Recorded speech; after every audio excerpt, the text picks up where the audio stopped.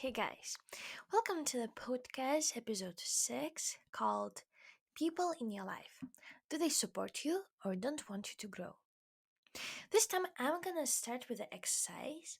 Now you'll hear three questions I would like you to answer for yourself. So after I will read them, please stop the video and think about the answers. You can even write them down and then we will continue. So, take a look at the people in your life overall. Do you feel good being around them or do you feel contaminated by their negativity? Do they support your growing or do they drag you down? Are they excited about the new you and changes you are making in your life or would they prefer the company of the old you that you are outgrowing? If the latter part of all these three questions is true, it's time to consider making some changes. So now you can stop the video and think about the answers and then come back. Don't worry. If you now feel bad and disappointed by the realization that the people in your life belong in the weak, stuck, and depressed category, because most of us are not aware that we belong to this kind of crowd until we stop moaning and groaning. Here, awareness of this fact is the key to the solution. When we become aware, things kind of automatically start to take care of themselves. How? As you begin to grow, you will notice that you no longer want to be around depressing people. Negativity is infectious, and you feel low every time after spending time in the company of a negative person. Have you experienced that before? Because I do, unfortunately. But positiveness is contagious also, and spending time with a positive person makes you feel as if you can fly and do whatever you dream of. Soon you'll become discerning because you can feel this energy coming from these people, and as you become more aware, you will feel if a person is positive or negative, and you'll be automatically drawn to the more positive. The people in your life are a good indicator of where you are operating on an emotional level. As you begin to change, you will automatically draw and be drawn to a different kind of people. The questions that arises in my head over and over again is what do I do with the old friends I have outgrown? And it's hard and sad to be honest, but the thing is, as you withdraw for their lives, they will find new friends.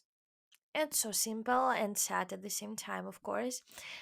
But similar things people attract similar things people. You have to remember that because it always happens in our lives. Like, definitely in mine, and I'm sure that in yours as well. There's also the second option. Your changes and new energy might awaken your friends to new possibilities, opportunities, courageous actions in their own lives, and they may join you on your journey, and it will be perfect. Give them a chance to adapt, and maybe they will surprise you. I don't want to sound like a cliche, but people do play an important role in our lives. And as you can see from what we are talking about here today, who we surround ourselves with might directly affect how fast we grow, how far we'll go, what kind of opportunities will reach us. Great, supportive, motivated, strong people on our path of life are a treasure. They empower us, inspire us, and make our way to success and, in general, our lives much, much better. But people, of course, may also discourage us. And it's so sad when they are our family members, our friends, people who are accustomed to the old you, to a certain pattern of behavior, and you might start realizing that your significant ones do not support you or encourage you anymore because you've changed. Realizing that you are surrounded by negative, stuck, weak, moaning, toxic people who keep you away from growing might be so sad. It's sad when you realize that you have to stop hanging out with certain people because they do not add anything to your life and rather take away from it. especially if these are your old friends, classmates, or family members. Of course, you can go alone in your journey to a better life, but remember the quote that if you want to go fast, go alone, and if you want to go far, go together. We all need a kind of support group, at least a support person for the beginning, who will make you feel great about yourself, who will encourage you and believe in you, in your ideas and dreams, no matter how unbelievable and unreachable they are going to sound. The kind of people to whom you can come with the words, I want to change a job. I want to have my own business. I want to have my own car, house, blog, whatever. And they will always reply, wonderful, fantastic, do it. You'll definitely achieve that. You'll definitely have that. Go for it. Don't worry. I'll be there for you. Remember, as in Friends, I'll be there for you. So, remember the song when you need some encouragement. But we all perfectly imagine our closed ones saying something like, why do you need that? Why don't you just leave things the way they are? It's too risky. You'll lose everything you have now. You'll be broke. You won't get it. It's so important to your peace of mind and sense of power and confidence to have some kind of support group, because it's so sad and daunting to hear all those bad phrases discouraging you. So it's very important to begin now to have strong people in your life in the form of such a group made on purpose, or simply a group of friends who are consciously in the process of growing as well. And don't worry about your negative friends. Usually, as soon as you stop agreeing with their victim act, they will either disappear or join you on this path. So, how do you begin? Where and how to start to find new positive and encouraging friends? Think about people you have recently met and really admire and were inspired by. Find their contacts. Text them or call them and say that you were impressed by them and conversations with them at the first meeting, and that you would like to get to know them better. Then invite them to join you for coffee or dinner. I know that this can be very frightening at first, but with some practice, you'll feel more confident, of course. Usually, such people will be very grateful for your call or text message, and will be willing to meet you, and will be happy to share with you their knowledge and get to know you better. 10 years ago, I was honestly so afraid to meet new people and make new friends. But after many such great friendships, I realized that it's amazing to know and get on well with great people and be inspired and motivated by them.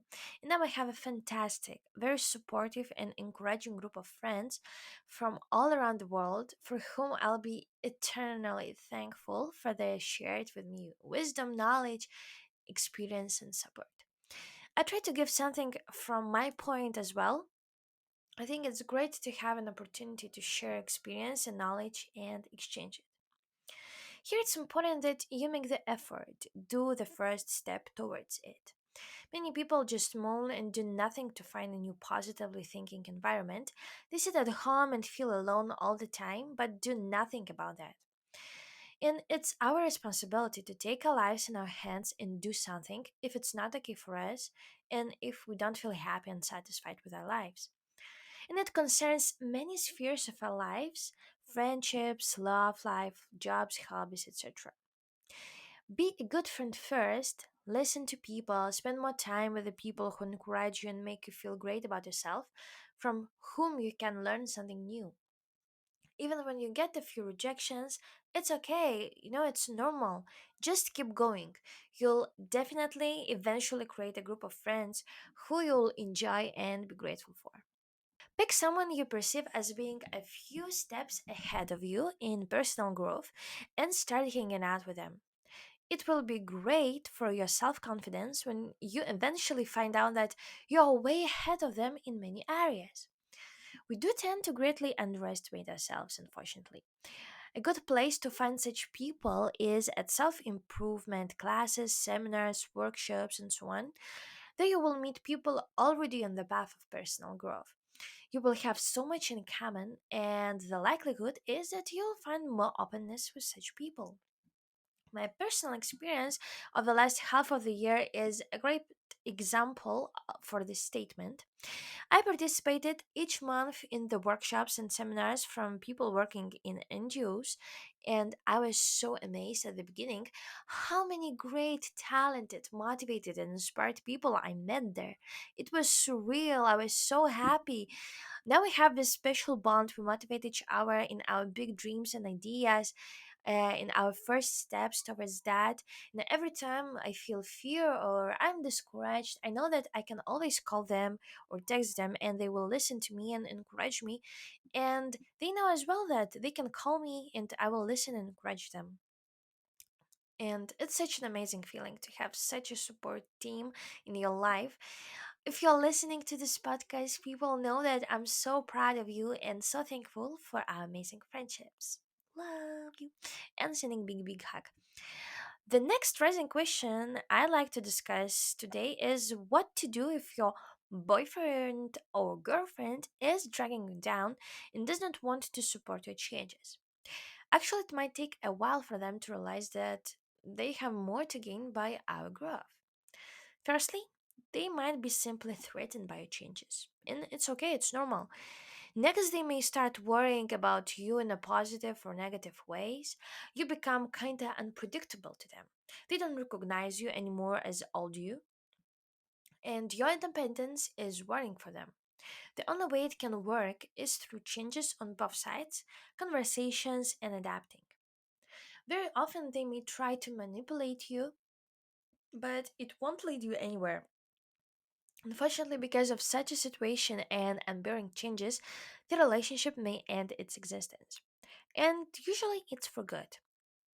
But it's of course hard, but I'm also gonna to talk about that later. How to cope with these negative reactions from your close ones about a change? Firstly, believe that they want what is best for you and that they will ultimately love the positive changes in you. If we talk about your loved ones, most probably he or she will be relieved by your newfound power. It takes some of the responsibility of him or her. Most of us would like to know that the people in our lives are strong, loving, healthy, instead of weak, needy, or helpless. Think, if your loved one prefer you to be weak, needy, and helpless, do you really want to be there with him or her? If we talk about family, they will most probably also have a hard time with the changes. Your parents may become judgmental, other family members may discourage you to take risky decisions and do actions, criticize you, etc. They too may have become accustomed to relating to us in a certain way and resist our changing. Some people are blessed with a family that is supportive of anything they do, but this is not always the case. Very often we are manipulated by our family members. It's important that we learn techniques to create a win win situation for every party. Of course, it's not easy because behavior change is difficult enough without having to deal with the crazy behavior of the closed ones. It's important to know that our first reaction might be aggression, active or passive, anger, disappointment, and so on. We go from passivity to aggression many times before we settle into an appropriate behavior. Eventually, we become more comfortable in expressing our needs and doing what we have to do in this world, and we settle down in the appropriate range. Although our behavior is often inappropriate, it's important not to punish ourselves when our behavior is inappropriate and we don't know how to behave and react at the beginning. It's definitely possible to learn. Here again, awareness is the key. Likely, as you start to take risks and grow, you are going to get resistance from people in your life. It's almost for sure. If it isn't your boyfriend, it will be your parents or your friends or colleagues at work. When you rock the boat, someone will tell you to sit down.